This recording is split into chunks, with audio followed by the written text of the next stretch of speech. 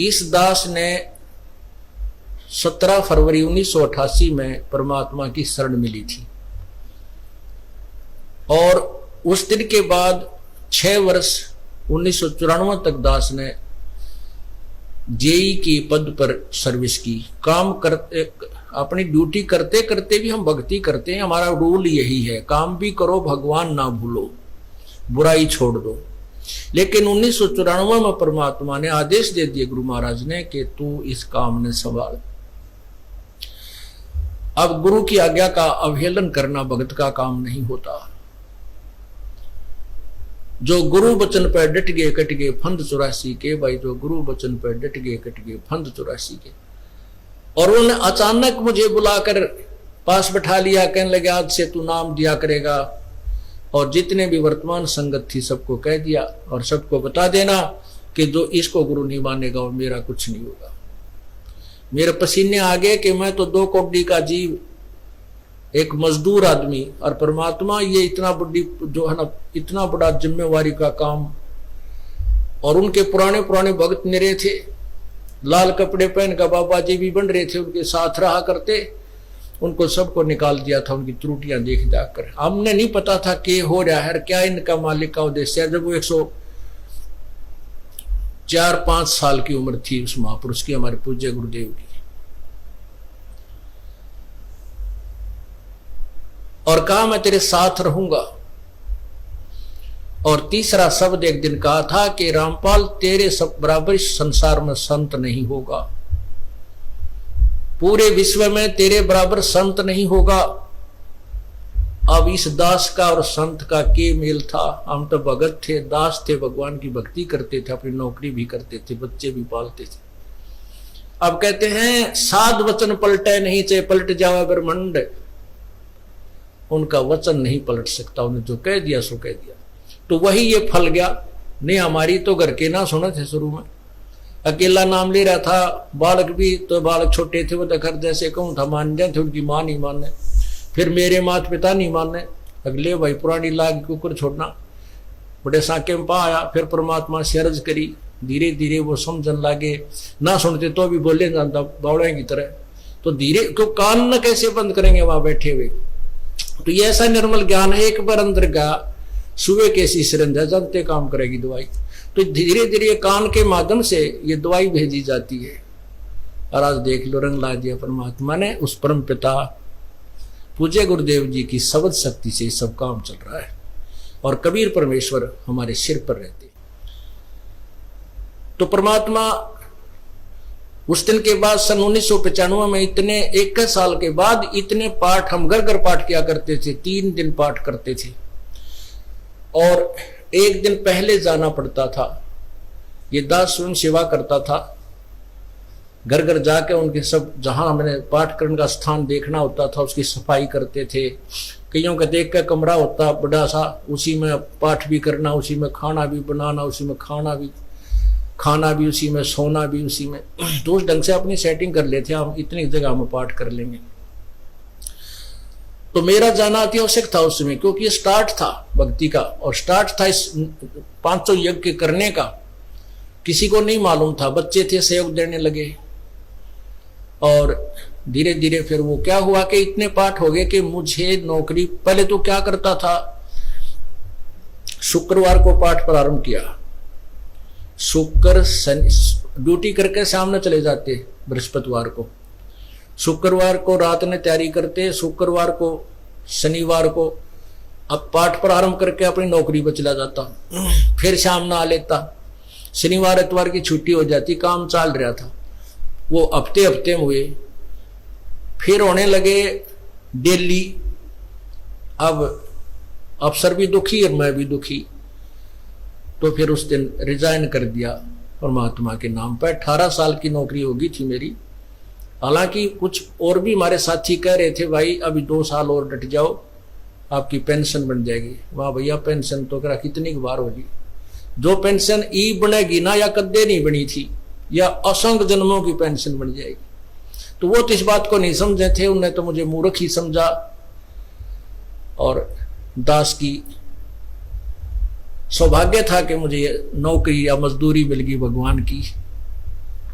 और उसकी पुण्यात्माओं को दलदल से निकालने की। कहते आत्म प्राण उद्धार ही ऐसा धर्म नहीं, और धर्म तो और भी है, दान करते हैं, भूखों को भोजन देते हैं, ऐसा है कि सहाय करते हैं, लेकिन जो आत्म प्राण उद्धारी ऐसा धर्म नहीं। और धर्म तो ये भी है जो गौशाला बना रखी है, धर्म वो भी है जो चिड़िया ऊपर चुग्गा डाल देते हो पशु पक्षियों को, वो भी विकलांगों के जो ऑपरेशन वगैरह कराए जा रहे हैं वो भी धर्म है, अनाथ आश्रम है वो भी धर्म है। लेकिन जो आज गौ है उनकी सेवा कर रहे हैं, अच्छी है, क्योंकि कोई भी प्राणी है, चाहे भैंस है, पशु है, कोई किसी प्रकार का, सबकी सेवा हमने इसी दृष्टिकोण से करनी चाहिए, क्योंकि सब में एक जैसा जीव, वो भी धर्म है। लेकिन अब तो वो आज वो गाय है, आज कोई भैंस है, और जन्म होने के बाद फिर वो सूअर की जोनी में जा सकती है, उस बीमारी तो कौन छुटाएगा उसको। तो ये ज्ञान, ये भक्ति, ये आत्मा इस जीव को उद्धार करेगी। वो फिर 84 लाख योनियों में नहीं जाएगा, या तो मनुष्य शरीर होगा, नहीं सतलोक चला जाएगा। तो कहते हैं आत्म प्राण उद्धारी ऐसा धर्म नहीं। और तो इस दास को ये आत्म प्राण यानी जीव आत्मा के उद्धार की मजदूरी मिल गई, और हरस शुक्र मनाता हूं प्रभु, आपने कैसे दया करी 2 कौड़ी के जीव पर, और ऐसे निर्मल भगवान की महिमा, ओए होए होए, जिसके नाम लेते हैं रूंग रूंग खड़े हो जाते हैं। उसके बाद परमात्मा की ऐसी महिमा हुई, अब मुझे इतनी खुशी होती है। कैसा निर्मल समाज तैयार हो रहा है, बीड़ी शराब मांस तमाकू उसको देखकर भी राजी नहीं है। अब ये पुण्यात्मा दोनों हाथों दान करते, और हम पहले लूटन पर लगे रहा करते थे, पाप बढ़ाते थे, ये माया साथ नहीं जानी थी कि इतना नरक इकट्ठा कर रहे थे। और परमात्मा क्या कहते हैं, सतगुरु के सिजदा करूं कर्म छुटाए कोटि, और जो ऐसे सतगुरु की निंदा करे फिर जम तोड़ेंगे होठ।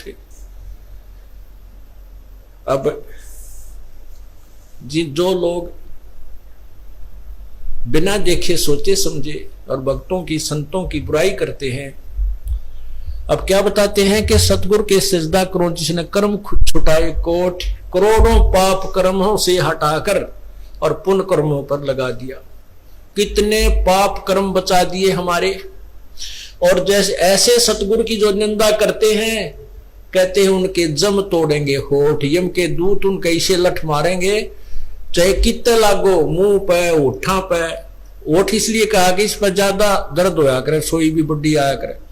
तो कहते हैं वो जम तोड़ेंगे होठ जो बकवाद किया करते थे, संतों की निंदा करते थे।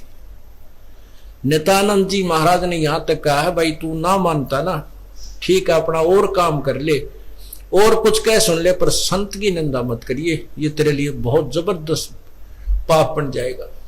लेकिन जो इस मार्ग से परिचित नहीं, वो नादान बच्चे आगे में हाथ दे देते, बिजली के तार को छू लेते, और ज्ञान होता सत्संग से, और सत्संग में ये काल नहीं आने देता। तो उस दिन के बाद परमात्मा की ऐसी रजा हुई कि बाग लाग गया भगवान का। और यही प्रार्थना करता रहा, परमात्मा तेरे बच्चे तुझे समझे पहचाने, दास को ये नौकरी दी है, इसमें सफल भी आप ही करोगे। इन लोगों ने तो आपको भी नहीं बख्शा था, जब जिस समय आप यहां आए थे काशी में 120 वर्ष रहकर गए, सारा जीवन आपके पीछे पड़े रहे। उन दुष्ट आत्मा स्वार्थियों ने अपने स्वार्थ के लिए जनता को सत्य ज्ञान नहीं समझने दिया, और परमात्मा को बहुत यातनाएं दी गई।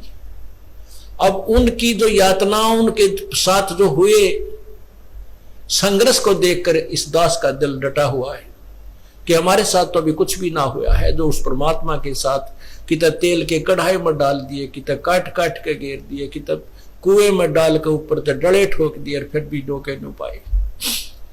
वो तो समर्थ थे, और जनता कुछ नहीं बिगाड़ सकी और ना ही उनको समझ सकी। समझना चाहिए था, कुछ लोग समझे भी थे, लेकिन बाद में फिर वो ठीक ढंग से ना लगे तो भगवान ने उनको स्वयं ही रिजेक्ट कर दिया था। परमात्मा क्या बताया करते थे, कैसा ऑथेंटिक उदाहरण दिया करते थे। अपनात्माओं